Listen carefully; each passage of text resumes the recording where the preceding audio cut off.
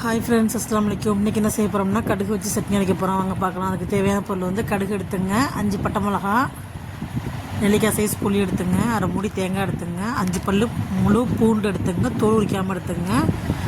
கடாயில் எண்ணெய் ஊற்றிங்க, கடுகு நிறையா போட்டுங்க.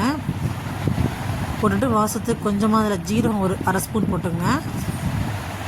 நான் வந்து இதில் கடுகு வந்து 7 ஸ்பூன் போட்டிருக்கேன்.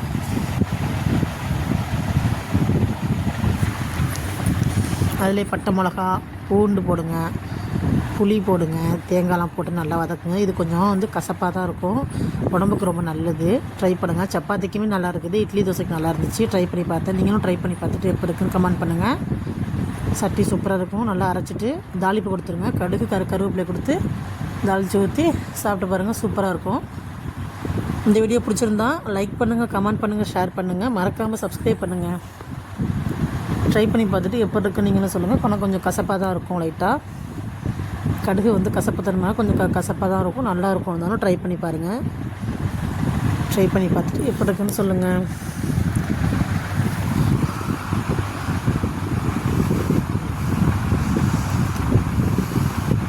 இது மாதிரி கெட்டியாக வச்சுங்க, அப்போ சப்பாத்திக்கும் நல்லாயிருக்கும்.